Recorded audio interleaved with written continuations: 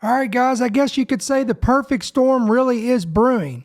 We're talking about another major weather disaster that's striking the United States. And then across the sea over in Europe, we've got the perfect storm that's brewing for what all analysts and experts are saying is literally World War III. So we've got a lot to cover on today's podcast. You better buckle up because it looks like we're going to have a rough ride between now and January 20th. And God only knows what Donald Trump is going to have on his plate when he gets inaugurated as the 47th president.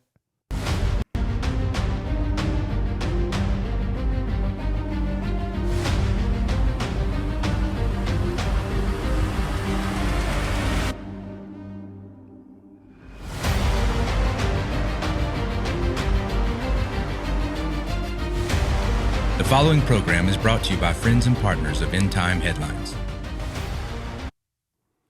All right, what's going on, guys? I'm glad you could join us today. It is Wednesday, November the 20th, and we welcome you to our midday update, our prophecy viewpoint. Again, this is End Time Headlines, news and headlines from a prophetic perspective. Of course, I'm your host, Ricky Scaparo. Listen, guys, can you do me a favor? Hit that like button. That way other people can see our content. It'll push us out there on Rumble and YouTube. And take it a step further, hit that bell notification, hit that subscribe button, and then take it to the best way you can keep up with our ministry and everything that we put out. And don't rely on social media outlets, guys, because there's things that we will share that will exclusively be on our website and will not be on these social media outlets. So I want to encourage you to download our free app. It's available on Apple and Android devices. Get it today. Simply just type in End Time Headlines, look for our official trademarked ETH logo. You see it right there on your screen. And again, download it and hit yes to push notifications, and you're going to be squared away. So here we are on the follow-up of a major weather disaster that struck the Appalachians, leveling parts of North Carolina, howbeit Asheville, Chimney Creek, different locations in parts of Tennessee was struck by this. And again, North Carolina was just decimated. And here we are now, the West Coast is experiencing what's being called a once in a decade bomb cyclone. We want to get you up to date on that. We're going to cover that in just a second. And then, this is unbelievable, guys. We're going to talk about the conundrum in Europe, and it gets crazier and crazier. And crazy, sleepy Joe Biden continues. Now he's not only poking the bear, but it's almost as if he's now got a bat in his hand and a bow in the other hand, and he's now taking direct shots at Russia and at the bear. So this thing is getting rough. It's getting very tumultuous, to say the least, and it's going to be interesting to see where we go. So let's take you to the West Coast first. All right, where at least one individual has been declared dead and hundreds of thousands are without power as, quote, bomb cyclone slams Washington State and British Columbia. Overnight, hurricane-force winds packing powerful gusts up to 80 miles an hour, wreaking havoc across the Northwest. The so-called bomb cyclone taking aim late Tuesday. Oh my God. Knocking out power to more than 500,000 people in Northern California, Washington, and Oregon. This is my street. It's literally fully dark.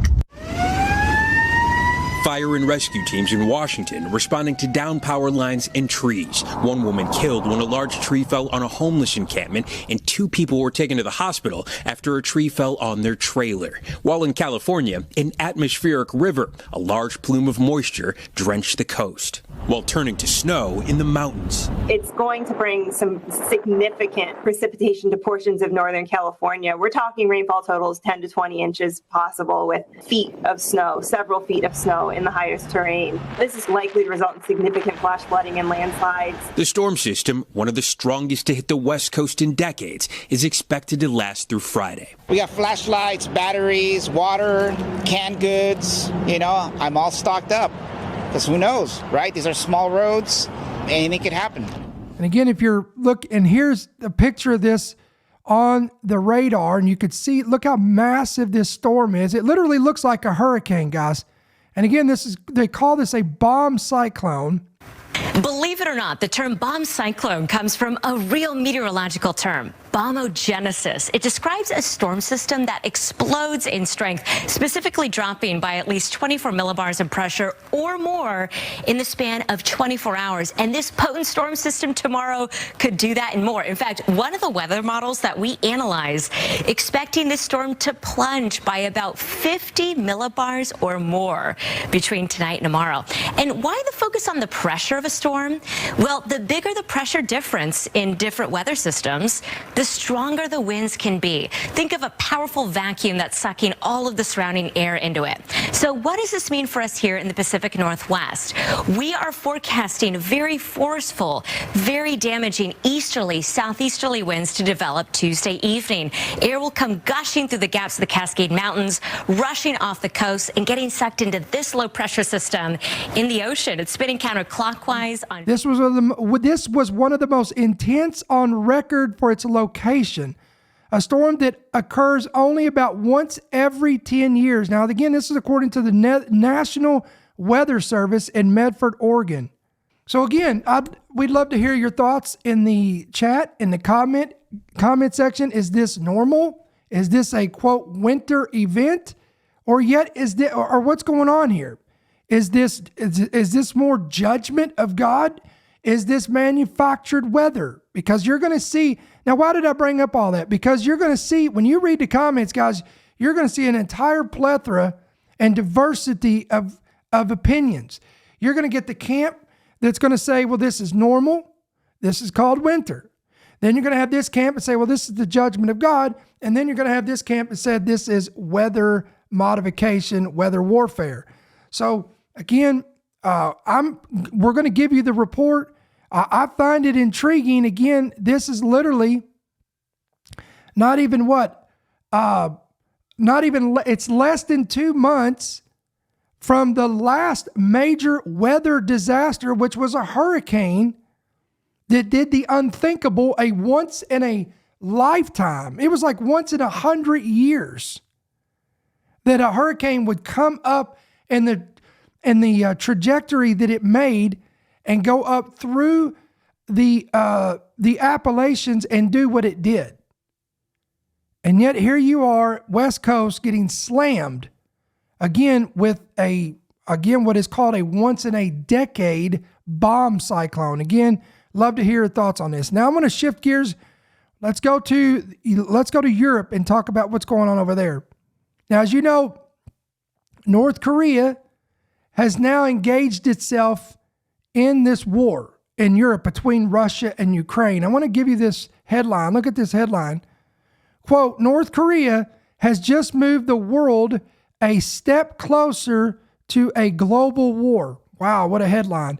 It was revealed last month that 12,000 North Korean troops had been sent to Ukraine to fight on behalf of Russia. Now they are reported to have been deployed to Kursk as a part of the Russian counteroffensive. The reaction to these developments has been mixed. There were already indications that North Korea provided significant material to the Russian war effort, including 8 million rounds of 122 millimeter and 152 millimeter ammunition and a, quote, number of ballistic missiles. Again, these are according to figures from CSIS, but the deployment of soldiers apparently to assist the 50,000 Russian troops currently posed to retake Kursk from exhausted Ukrainian military units is a, quote, serious escalation. So according to this report from the Telegraph, these moves are pushing the world closer to a global war. Clearly, it's no secret that our country is in chaos. The world is in chaos. What happened with Yemen and the missile strikes the last few days, Ukraine, Palestine, we don't even know where the Secretary of Defense is right now. Are we on the brink of World War III? I think we're the closest that we've ever been. And, Joe, this won't be a regular war. This is not going to be, as I say, army tanks running back and forth, shooting each other. These are weapons of mass destruction, the likes of which nobody's ever seen. I've seen them. And this is obliteration. This is not a world war like we are used to. World War I, World War II were terrible, horrible. This is so much bigger than that. This is, like annihilation. And we have people that can't put two sentences together. Our president can't speak. He can't speak a full sentence. And he's negotiating with Putin, and he's negotiating with President Xi. Now, I want to remind you, we're going to pull up an article because I want to show you this. Now, I want to show you the date of this article. Here it is. This is from Newsweek. Here is the headline. And again, I want to show you the date, November 12th, right? 2024. So that was 8 days ago that this was published. Now look at this headline, quote, Russia issues ominous warning about undersea internet cables. Well, let's see what this warning was that was 8 days ago. An ally of Vladimir Putin, look, I want you to follow me very closely. This is very important that you pay attention to this because listen what he says here. An ally of Vladimir Putin has accused the U.S. and the United Kingdom of intending to sabotage underwater internet cables and planning to destabilize the maritime energy trade. Again, guys, this was published 8 days ago as of the recording of this podcast. An ally of Putin made a warning, and he actually accused both U.S. and U.K.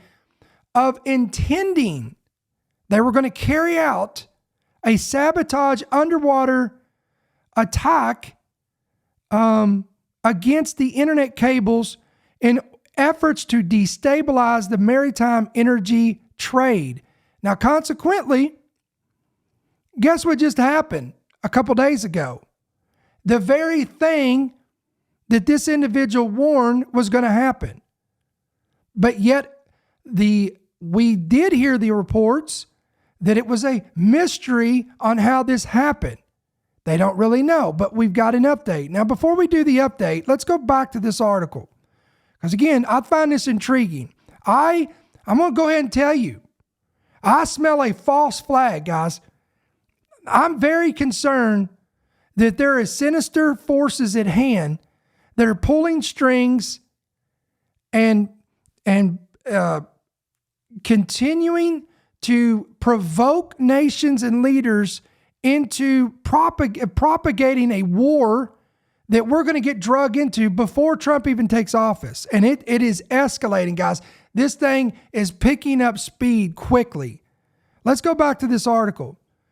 In reporting the comments by Nikolai Patrushev, the Telegram channel Crimean Wind posted, quote, "It would be funny, but such statements often sound like a cover for their own intentions."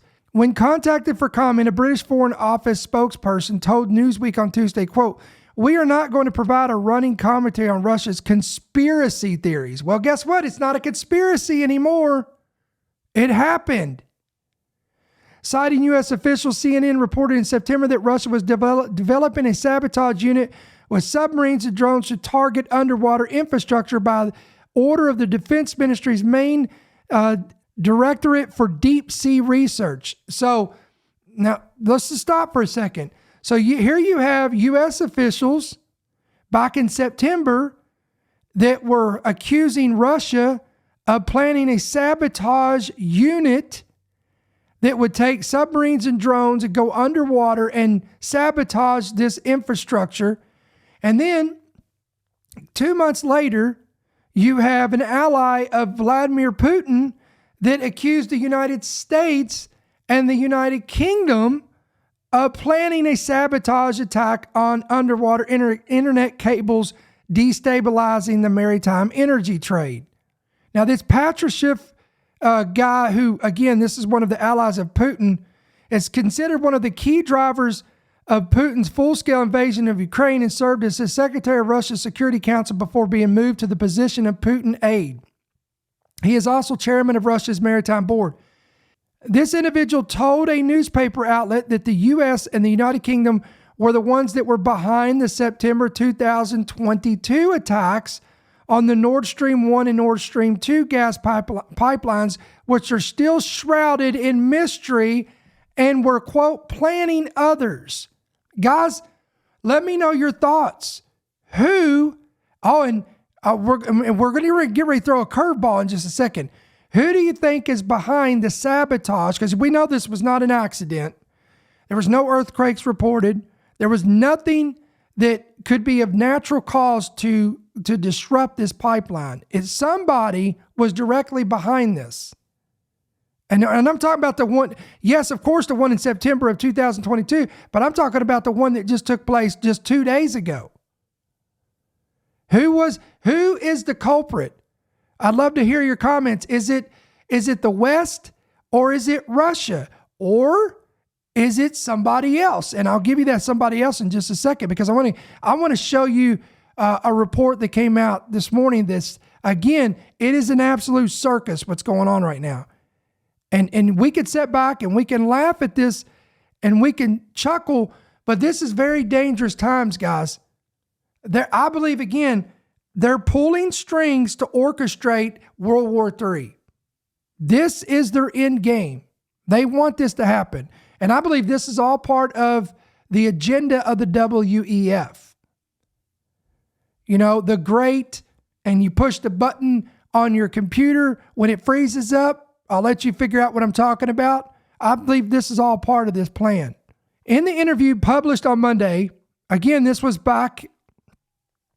8 days ago, Patrushev said American and British special services would have the equipment and personnel required to, quote, carry out such an operation as means to, quote, promote their economic interest. Now, a Swedish investigation found evidence of, quote, sabotage on the pipelines between Russia and Germany. Moscow had initially accused the U.S. probes by Sweden and Denmark were closed in February 2024 without identifying those responsible, although the German investigation is ongoing. German authorities had reportedly issued a European arrest warrant in June for a, quote, Ukrainian national suspected of sabotaging a pipeline along with 2 others using a yacht called Andromeda. But Patrushev said that the Ukrainian Navy had neither the equipment nor the trained specialists to carry out a deep sea terrorist attack, adding that, quote, only special forces units of NATO countries could carry out sabotage of this scale. Now listen to this next part. He went on further to say, in the future, new infrastructure, including marine fiber optic cables that provide connectivity around the world, could, quote, come under attack. And the move would have the goal of sowing chaos in the global energy market, including by destabilizing maritime transportation. Wow, guys. Wow. All right, but the plot thickens. You ready for this? The plot thickens. Let me show you this headline. Quote, Chinese cargo ship suspected in sabotage of Baltic Sea cables. So now we have China that's pulled into this. What a shock. Quote, a Chinese registered vessel is under investigation by European authorities after it, quote, was detected in the area where the 2 critical data cables were severed in the Baltic Sea in a suspected act of sabotage. They're calling this an act of sabotage. And now they're saying that, again, a Chinese registered vessel is, quote, under investigation. The Yiping 3, which is a Chinese bulk carrier, was on its way from the Russian port of Yutzlaga to Port Said in Egypt, according to maritime tracking group Maritime Traffic, passing close to the Swedish, Lithuanian, and Finnish German cables about the time each was cut on Sunday and Monday. A Swedish public broadcaster, SVT, and several Finnish media outlets reported that 2 Danish Navy ships shadowed the ship as it sailed out of the Baltic Sea on Tuesday. Now, the 4 countries affected by these cuts are Finland, Germany, Lithuania, and Sweden, have all launched investigations. And the report goes on to say that NATO members states, including Sweden and Finland, which joined after Russia's 2022 Ukraine invasion, have been on high alert after a series of attempted Russian sabotage attacks on the alliance this year, including arson in Germany. In September of 2022, a series of underwater blasts ruptured the Nord Stream pipelines that carried Russian gas to Europe. The latest probe comes a year after the anchor from another Chinese ship, the container vessel New Near Polar Bear, damaged a Baltic gas pipeline between Finland and Estonia. Now, the German defense minister said on Monday that the severing of these two fiber optic cables in 24 hours was likely to have been, quote, sabotage and was an act of hybrid warfare. Wow, guys. Quote, no one believes that these cables were cut accidentally. Therefore, we have to state, without knowing specifically who it came from, that it is a, quote, hybrid action. He went on further and said that we also have to assume, without knowing it yet, that it is sabotage. Now, of course, Chinese embassy in Stockholm told a newspaper that published this report that, quote, we do not have any information on this issue. Its embassy in Helsinki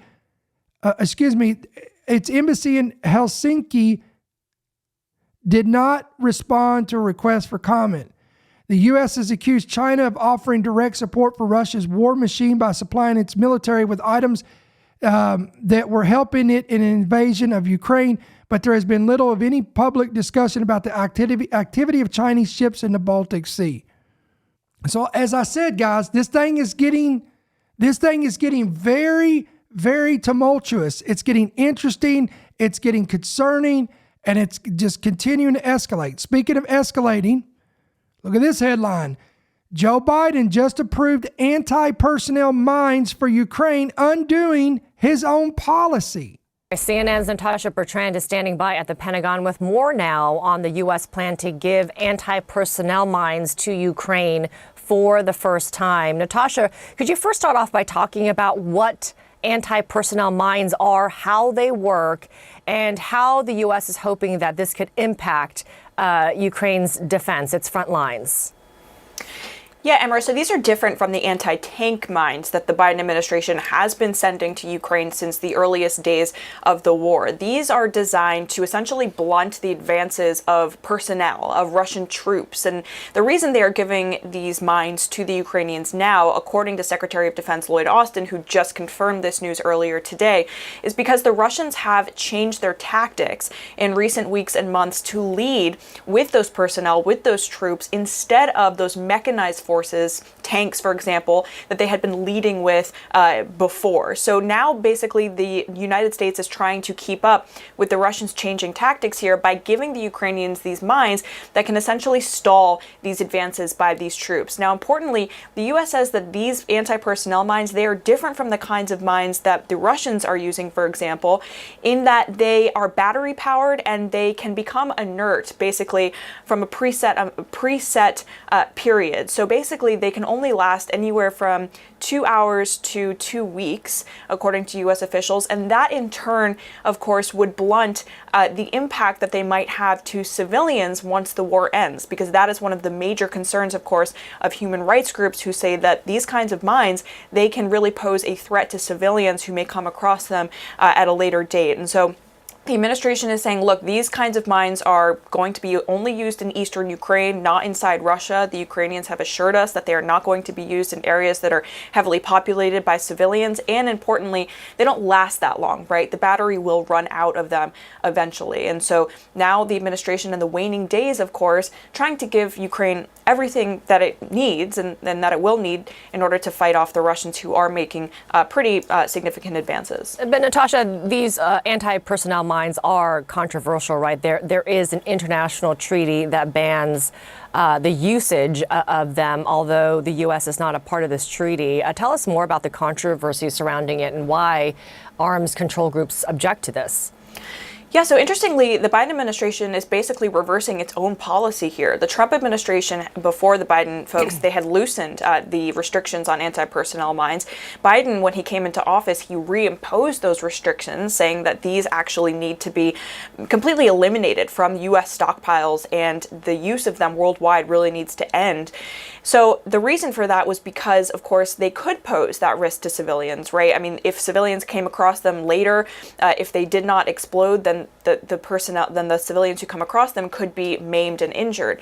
The Biden administration is now saying that they're accounting for that by sending this version, which the battery can run out and they won't last as long as, for example, a traditional landmine would, for decades. So when you scroll down here, it says that, quote, Biden has been reluctant to supply Ukraine with the mines in the face of concerns within his own administration and from a wide range of anti-mine advocates who say the risk to civilians is unacceptably high. But Russia's battlefield progress in recent months has, quote, forced the White House to find fresh ways to help Kyiv, especially following the victory of President Donald Trump, who has vowed to steer the conflict towards a swift conclusion. Now, guys, right there, that should tell you everything right there. Let me read that again and see if you pick up on what I picked up right there. Again, Joe Biden has been reluctant on supplying Ukraine with these type of mines in the face of concerns within his own administration and from a wide range of anti-mine advocates who say this is a risk to civilians and it's unacceptably high. But look at this next line here. But Russia's battlefield progress in recent months has forced, you hearing me, the White House to find fresh ways to help Kyiv. Why? Because the victory of Donald Trump, who has vowed to steer the conflict towards a swift conclusion. Translation, Trump is about to come in January, and he's likely going to put an end to this nonsense. He's going to turn off the valve and shut off the financial hemorrhaging that taxpayers are funneling to Zelensky in Ukraine. So watch this. Biden and the White House are doing everything they can. Literally, at least to me, it looks like they are provoking this war. They are what we would call stirring the pot. They're wanting, it's almost as if they want a World War III. They want a conflict to break out directly between Russia and America. I don't know. Is it me? Let me know your thoughts in the comments. But I think that's very suspect, to be honest with you. Here's another concerning report. Ukraine has just fired British Storm Shadow missiles into Russia for the first time. Let me read this. Quote, Ukraine has used British-supplied Storm Shadow missiles in Russia for the first time. According to the Telegraph, they understand that residents in the village of Marino, Kursk, found fragments from a Storm Shadow missile on Wednesday. It comes after Joe Biden gave the green light for Ukraine to use long-range missiles inside Russia earlier this week. Kyiv used ATACMS to strike a military facility in Bryansk early on Tuesday, and Putin responded by lowering the threshold for firing nuclear weapons at Ukraine and allies. So again, according to this report, it's not only America that is now supplying these weapons to Ukraine, and now Britain is supplying weapons to Ukraine. Again, the West, guys, is doing everything that Putin warned them not to do. If they wanted to provoke a nuclear war, then he told them all they had to do was step in and get directly involved. And ladies and gentlemen, that's exactly what is happening. Meanwhile, did you guys hear the report about all the bottled water recalls? I don't know if you saw that, but amidst all the other recalls, you had all these bottled waters and food recalls and this and that.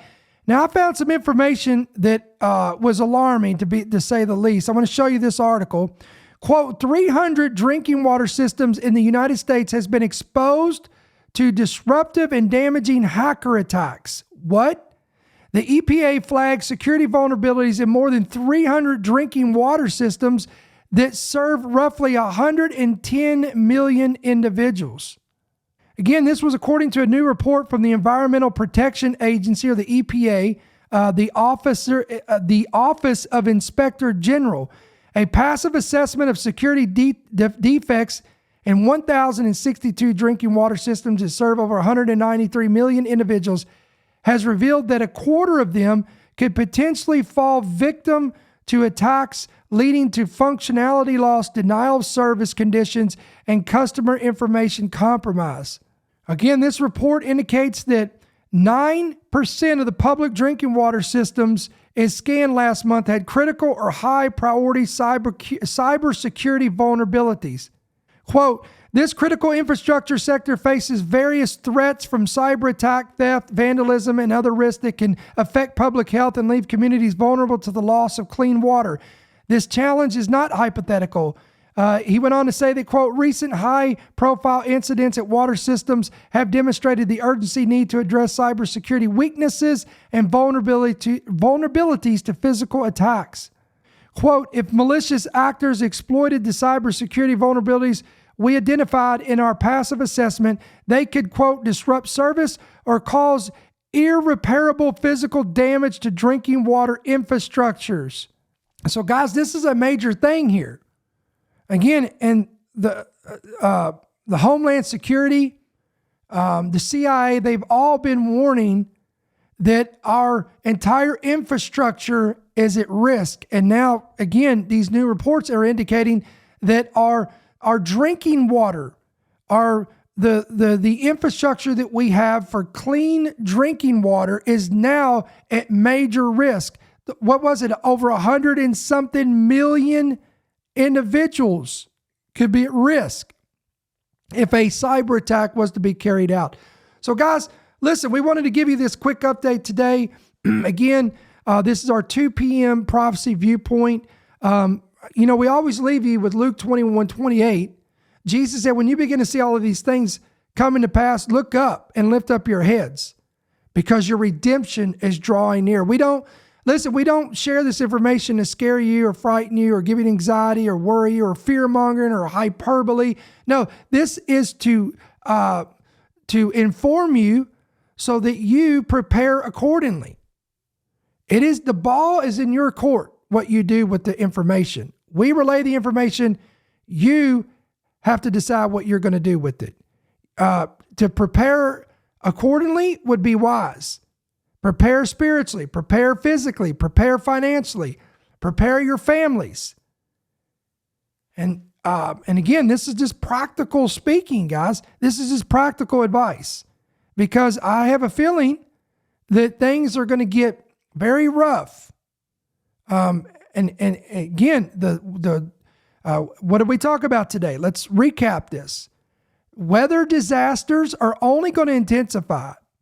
And again, it doesn't matter. We could sit here and argue all day who is behind it and who's pulling the strings. You could say, well, it's God's judgment. Okay, well, let's go with God's judgment. If it's God's judgment, I can tell you right now that it's only going to intensify. It's only going to increase. And the only reason, guys, why we're not seeing entire cities wiped off the map is because we're under the dispensation of grace. Once that dispensation ends, Jesus refers to this as the end of the age. Once that takes place and the church is removed from the equation, the restrainer, then those judgments will then transition and shift into the wrath of God, which will transpire during the tribulation. So this is only going to get worse. It's not going to get better. Number two, well, we could say, all right, Brother Ricky, it is natural.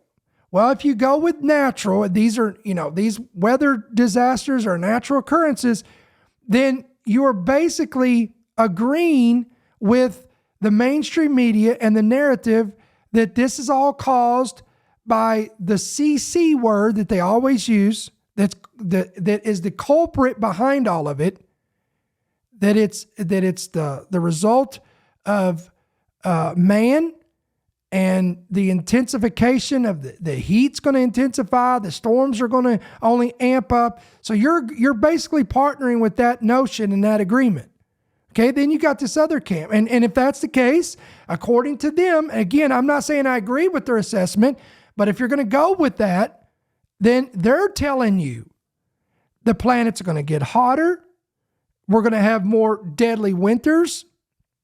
We're going to have greater record rainfalls and floods, and the hurricanes are only going to intensify.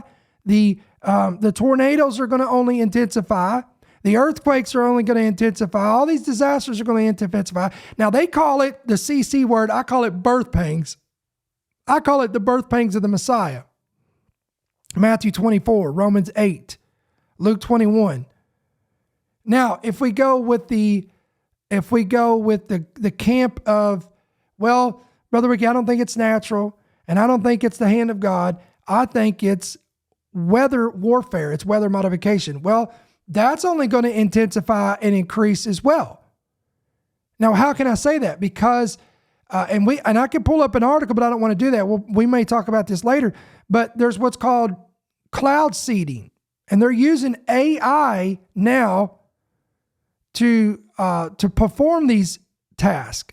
They're using AI to be able to generate, and I dare say create, certain types of atmospheric disturbances and weather patterns to benefit them. And I'm going to use quotation mark, to benefit them, or should I say a quote, to promote their agenda. And if you go with that camp, well, guess what, guys? That's only going to get worse as well. So in case you missed it, the common denominator between all three camps, God's judgment, natural modification, none of these are going to get any better. They're only going to get worse. They're only going to intensify. They're only going to increase. Therefore, watch this. You know what that does? It brings us back to this assessment, and that is we have a responsibility as believers. The proverb says, a prudent man sees judgment coming. A prudent man sees disaster coming. A prudent man sees something coming and he prepares accordingly. Joseph saw a famine coming to Egypt. Not only did Joseph see it, but Pharaoh saw it. In fact, Pharaoh, who wasn't even serving God, had no relationship with God, no covenant with God, God revealed to him first. And then when he pulled Joseph in, who he knew had a relationship with God, spoke to Joseph and said, hey, what is this? What does this mean? And Joseph gave him the interpretation of the dream and said, look, everything's good right now. We're in 7 years of plenty. Oh, come on, let me use this in modern vernacular. The stock market's good. Jobs are increasing. We've got food on the table. Everybody's happy. Come on, happy days are here. Everything is great. We're prospering. We're getting our rains. We're getting the seasons like there are. Everything is great. But then he says, but, oh, Pharaoh, something's coming down the pike 7 years from now. It may not, again, don't look for it to happen next year or next month or 6 weeks from now or 3 years from now. He said in 7 years, he said there's coming a shift and a change. And when that takes place, he said all the good you see here is going to dry up. Famine's coming. So you need to be prepared. This is what he told him. This is what your Bible says in the book of Genesis. Here's what you do. And he gives him specific instructions on how to prepare for what was coming. So you're going to tell me, you're going to look at me and tell me, well, Brother Ricky, I don't think I need to prepare for anything because God's got this. Listen, that is a very reckless thought, because here's the deal. Does God provide? Yes. Yes, he provides. But when you use all the illustrations of God's provision, like Elijah when he was at the brook and the brook dried up, That was out of Elijah's hands. He had no way to prepare for that. That was something he did. It was unforeseen. He didn't see that coming. And when the brook dried up, God supernaturally provided the ravens to feed him. But in this case, come on, are you hearing me? In this case, God revealed to Pharaoh and Joseph what was coming. Listen, I believe, can I speak? I rarely do this, guys. And you know me, I rarely do this. But I believe we're in the hour in which the watchmen are God's going to put the spotlight on the watchmen, the prophets. Yes, there's real prophets in the earth, people who hear from God, dreams, visions, spending time with God. God speaks to them. By the way, that's all scripture. John says that when the Spirit of God comes, it talks about the Parakletos, the Comforter, says he will show you things to come, future tense. I believe the hour is now when the world is looking for answers. What's coming? How do we prepare? What do we do? What do we not do? How do we do this? Do we do that? Do we not? And they're looking for watchmen and people who hear from God, who is going to direct them by the Spirit of God and the Word of God. So if you're asking me and you're looking to me for direction, you know what I'm going to tell you? Get in your prayer closet. Spend time with God. Get in intercession. Get in your devotional time. Get in the Word of God. It's going to speak to you. Anything I tell you is not going to contradict the Word. And if it did, I would be a false prophet. And so would anybody else behind that camera or anybody else out there that's telling you things that are, that it's not found in Scripture and cannot be backed up in Scripture.